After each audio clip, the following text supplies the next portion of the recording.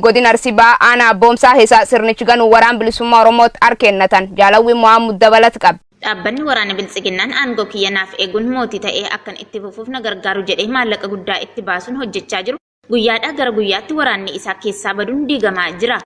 Gadda bitootessa tokko 2023 godina Arsii Bahaa mooraa waraana biltsiginnaa ana abboomsaa irraa miseensotni raayyaa ittisa impaayirtii sadii sirna faashisti PP ganuun waraana bilisummaa Oromoo wabootti harka kennatan. Miseensotni raayyaa ittisa impaayirtii dhalootaan Oromoo ta'an qawwee akamaa sadii hidhannoo guutuu waliin mooraa diinaa keessaa baasuun mooraa qabsoo bilisummaa Oromoof galii godhanii jiru. Ilmaan Oromoo kun goyyomsaan qawwee diinaa baatanii saba isaanii irratti yakka dalagaa turaniif dhiifama gaafachuun miseensota waraana biltsiginnaa sabaan Oromoo ta'an ammayyuu biltsiginnaaf qawwee baachaa jiran sirnicha ganuun qawwee fi hidhannoo isaanii waliin waraana bilisummaa Oromoo wabootti akkam waamicha dhiyeessaniiru.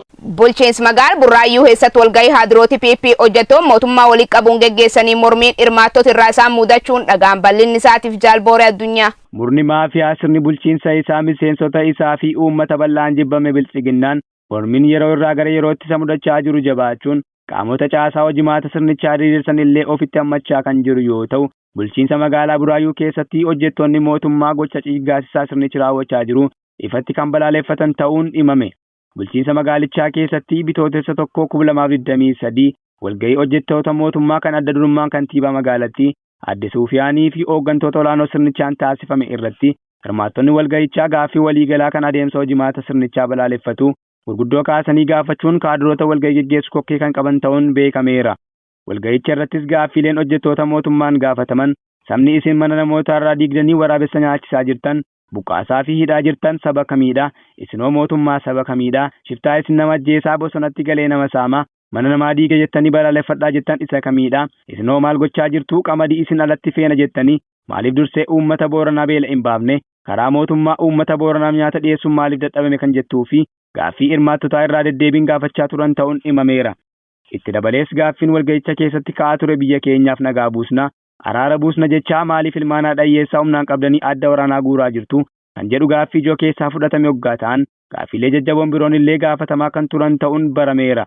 Dhuma irrattis walgahicha jeequun waliigaltee tokko malee ba'uun maddeen magaalaa Burraayyuu gabaasaniiru. Finxaaleeyyiin Amaaraa ayyaana dawaa waggaa 127 magaalaa Finfinnee irratti hirmaatan okkor kaasan jaaleeran gameessa waan itti darti qabdi. Torbee darbee qabuun injifannoon Aduwaa Oromoo hin ilaallatu jechuun kaasaa turre. Injifannoon Aduwaa Finxaaleeyyii Amaaraaf humna kennuun garbummaa Oromoo irratti jabeesse. Oromoon baay'een biyya isaa irratti cabaa fi madaa calanqoof aanolii dagatee warra gumaaf barcuma siyaasaa tiksuuf duule. Warri osoo Oromoon hojjetuu fi nagaa hin jenne har'as dirreetti baanii Oromoo arrabsaa fi namoota Oromoon jibbu faarsuun madaa Oromootti muka orfu. Ayyaana Aduwaa bara kanaa waggaa 127ffaa guyyaa kaleessaa bitootessa 2023 bulchiinsa magaalaa Finfinneetti kabajamaa oole irratti Finxaaleeyyiin Amaaraa jechoota Oromoo arrabsanii fi Minilikiin faarsan dhageessisaa oolan akkasumas alaabaa Minilik kan asxaa hin qabne hidhachuunii fi qomee suuraa Minilikii fi Xaayituu qabu uffatanii Minilik abbaa koo akkasumas Xaayituun haadha kooti jechaa turan. Kana malees naannoo Birbirsa Gooroo Bataskaana Joorgisii Addabaabaayii Masqalaa fi bakkeewwan birootti okkora kaasuun hidhattoota biltsiginnaa walitti bu'aa oolan.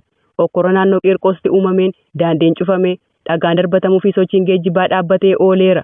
Okkora Finxaaleeyyiin Amaaraa bulchiinsa magaalaa Finfinnee keessatti uuman kanaan murni biltsiginnaa armaan dura isaaniin tumsee Oromoo ajjeesaa ture itti qaana'uu fi ajandaa siyaasaa torbee itti aanu godhachuuf hojjechaa jiraachuu maddeen arraata biyyoolessa Oromiyaatti himaniiru. Aana maddu walaabuu Baalee lixaa jala baasanii godina Booranaa jalgalchuun wal qabatee ergamtoota biltsiginnaa jidduu dhibdeen uumamuun uummata walirraa kakkaasuuf jiraachuun dhagaaf jaalnaa tolammii waan itti darqaba. Murni gadaa aangoo siyaasa isaa dheereffachuuf shira siyaasaa uumuun hojjetu biltsiginnaan uummata Oromoo gidduutti okkorri akka uumamuuf maqaa godina haaraa hundeessina jedhuun aanaalee fi gandoota armaan dura bakka birootti beekaman achi jalaa baasuun kan biraa jala galchaa jira. Haala kanaanis wiixata darbeerraa qabuun hundeeffamaa godinootaa fi magaalota haaraa jechuun kan as ba'e murni faasistii PP aanaa madda walaabuu Boorana Bahaa jala galchuun isaa ni yaadatama. Kanaan wal qabatee ergamtoonni biltsiginnaa godina Baalee lixaa aanota godinichaa keessa asii fi achi deemuun lafa kee fi seenaa kee Booranaaf kennanii caljettaa jechuun uummatni wareegama kamuu kaffalee lafa isaa fi seenaa isaa deebifachuu qaba jechuun uummata okkaraaf dadammaqsaa jiru. Murni ajandaa siyaasaa uumee Oromoo wal dura dhaabuu barbaadu akka waan kaabinootni godinichaa uummata Oromoo godina tokkoof aantummaa qabanitti kakaasuun Oromoo dhiiga wal buusisuuf hojjechaa jira. Jalqabuma irraa murni bilxiginnaa akeeka Oromoo lagaan gosaa fi amantiin wal dura dhaabuu barbaadu tokkummaa Oromoo qabsoo bilisummaaf jabaachaa jiru diiguuf ajandaa keessa uumee siyaasa isaa gaggeeffachuu barbaada waan ta'eef rakkoo uumame kanaaf gaafatamaan sirnicha ta'uu uummatni hubate ajandaa biroof galtee akka hin taanetti of eeggannoo gochuu qaba. Gabroonfataan lafa Oromoo akkaataa bulchiinsa isaaf ta'utti qoqqoodee bulchachuun amala isaa waan ta'eef dhimma ijoo Oromoo fi Oromiyaa impaayiritti jalaa baasuuf sirni bilxiginnaa tokkummaan of irraa fonqolchuu irratti hojjechuu qabna malee kiyyoo siyaasa Koloneel Abiyyi Ahmed hin qabamne akka waan gosni Oromoo biroo gocha kana raawwatetti ilaaluu hin qabnu. Gocha kanaaf murna bilxiginnaa irratti duuluun buqqisnee Oromiyaa Oromootni cufti irratti walii galuun qe'ee nagaa godhatan irratti cimnee hojjechuu qabna kan jedhan qeerroo bilisummaa Oromoo godina Baalee Lixaati. Daawwattoota hordoftoota irratti biyyoolessa Oromiyaa jaalatamoo oduun keenya guyyaa saafaftii qabannee sanii dhiyaan haa gammaa sanitti himaa ture galgal qophiilaa irratti biyyoolessa Oromiyaa kaafanii walitti deebinuu turtii dansa qabaadha.